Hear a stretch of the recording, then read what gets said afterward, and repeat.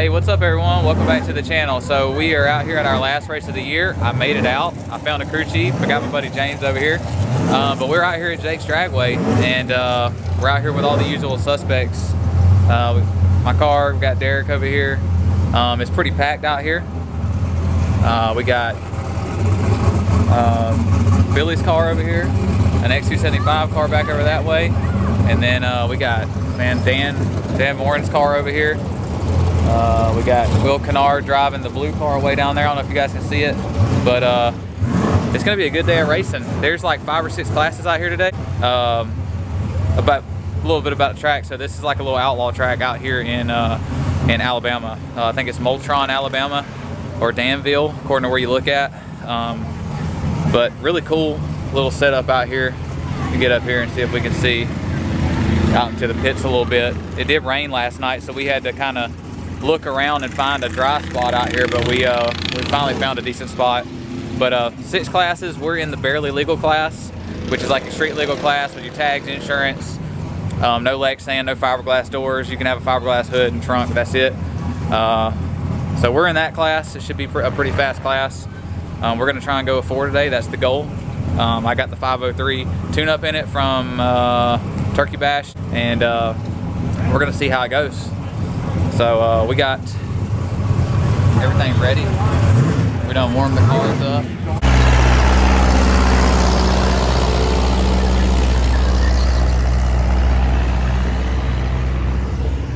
Alright, so we're up here. This track surface up here is really good. It's a really sticky track. Jess is up here dragging it right now, getting it warmed up, getting the water out of it, getting all the moisture up out of it. Alright, so we're finally up here in the staging lanes for our round 1 of qualifying. We got 2 rounds of qualifying. As you guys can see, the sun is already kind of starting to go down in the wintertime out here. We don't get a lot of daylight, but I don't have a 4-second tune in the car. There has been like 2 days of rain out here, and the rubber was not good the first couple of classes that went down, and I would rather play it safe and try to go A to B on our first tune-up. I obviously want to run a personal best, but I also like to try and be in the running for something. So we're gonna, me and Derek both agree, we turn our cars down significantly. I got the Radial Fest tune-up in it. I'm not gonna talk too loud out here because I'm a bunch of competitors, but everyone in this video knows it's 520. We're gonna run that and hopefully go A to B. We'll see what happens. Hopefully the track hasn't come around too much and we don't do a big old power wheelie, because that wouldn't be very good. So we're gonna get out here and see. It's got me, Derek, and Billy right here at the back of the staging lane, so we'll be the last ones to get down on it. So it'll probably be the worst conditions that you can get that's gonna happen out here, because all the prep's been pulled up. So yeah, we'll see if we can get down this one. At least we'll have a nice A to B tune-up. We'll go hit it hard the second one. But yeah, we'll see how the first one pans out, and we'll game plan from there.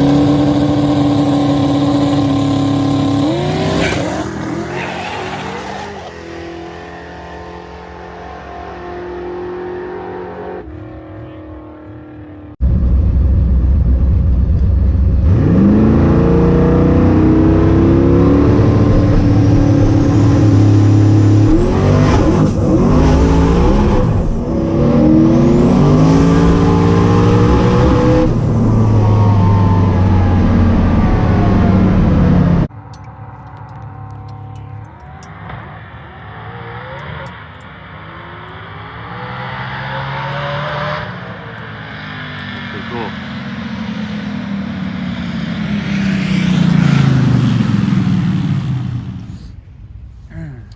All right, guys, so that first pass was a failure, a huge failure. And I thought I had the car tamed down enough, but something just isn't working right.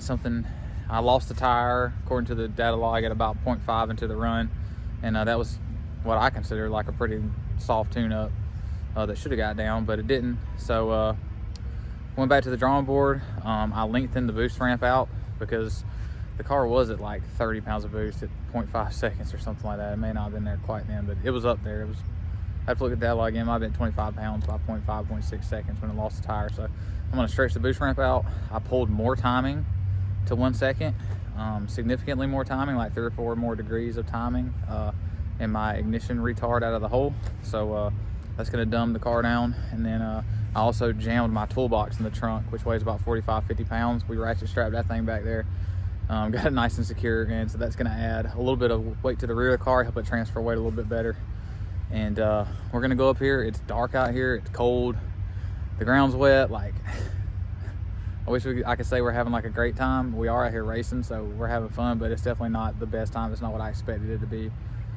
So the track is really bad because it's rained the past couple of days and there's moisture underneath the rubber. And if you look in the run I just made, you can see the rubber peeling up off the track in my tire marks. And so that moisture sits under the rubber, and the rubber, when your tire adheres to the rubber isn't adhered to the surface underneath it, and it gets what they call it, you would just call it loose, and you spin. So the name of the game is weight on the rear, weight transfer. What was supposed to be a radio prep track is now possibly even worse than a no prep track, I would say. So unless they've done something magical up here on their last prep session, which I doubt because it's cold and there ain't no way to cook that moisture out from underneath it, the track's not gonna get any better. So they're gonna do round 1 eliminations. We're gonna go up there and draw. We're gonna go in round 1 eliminations, and we'll see. Hopefully we don't get Derek, because Derek went really fast. I don't think anyone else went down the track. So hopefully we can just get someone that can't go down quite as fast as we can. So we'll see. So we're hanging out till they call us up there, and then we'll do chip draw and see how it goes. Yeah. Get the heat on the track. All right, guys. So they had a car going to the wall up here. This beautiful Corvette, and we just had a big drivers meeting to talk about whether we wanted to still try and go down the track or not. And me and Derek, being hard-headed racers that we are, we definitely raised our hand to race on a cold track. So yeah, we're retarded. So like my timing's fixing to be. mine as well. So man, that sucks, guys. But I think if mine gets out of hand, I'll just let out of it and lose the race. It is what it is. Yeah, it's a beautiful car. I ran this car in the finals last time. He's super fast. You're looking to get out. So we ain't about getting out. I ain't calling people that are getting out scared or nothing, but that's just not what we're about. So we're gonna stay in. We're gonna go out there and ice skate down the track. It'll be fun.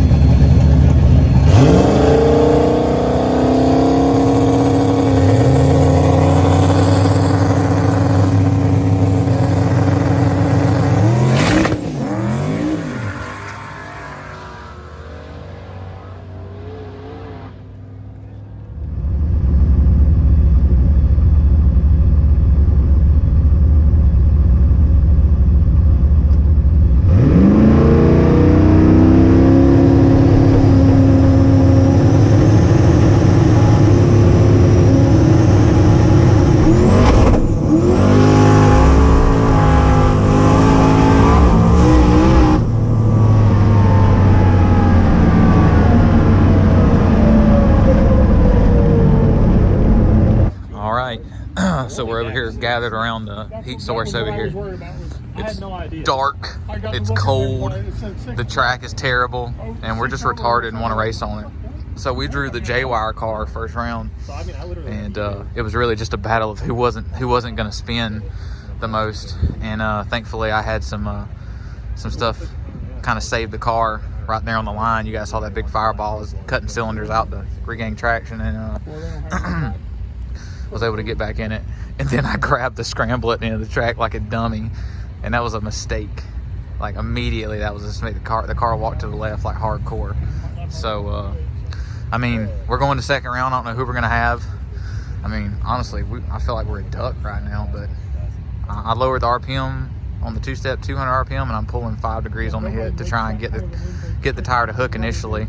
Even if the car's a turd, if it can hook the tire, it's going to be faster than it was. They went a 5.9 and like 124 on that pass, which is dog crap, but it was enough to win. So we're going to try to stay warm, and hopefully we get caught up here before midnight for round 2.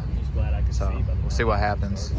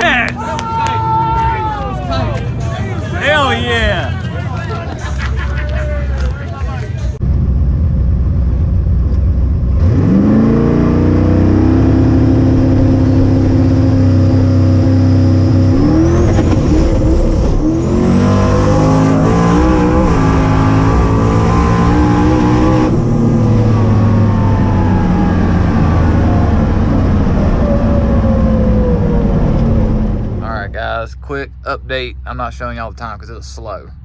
It was faster than a 650 and slower than a 590. But somehow we pedaled it to the end of the track better than the other guy did. That's literally all it is tonight, is a pedal fest. I keep taking power out of the car every time we come over here, and it still just continues to knock the tire off. So the only thing I did different this time is I pulled basically all of my CO2 off on the trans brake, so it should make like 4 pounds of boost instead of like 7 or 8 like it made before. And hopefully that's like the little bit, you know, enough power pulled out that it'll stick the tire. But I don't know. I really don't even like, you guys are gonna think I'm done for this, but I was kind of expecting to get put out like first, second round and just pack up and go home. We got a 3-hour drive. It's dark, cold, miserable. Be cool to win some money. So I mean, maybe we'll see. I'm definitely not gonna give up. Like, I don't do that, but if I get put out, I won't be that mad. We're down to 3 cars, so we're gonna try and get up here in a minute, and hopefully we get to buy. That'd be cool. Get the buy to the finals. We'll see. So everything is cooled off. I ain't even gotta try and cool it off. So we'll be ready to go.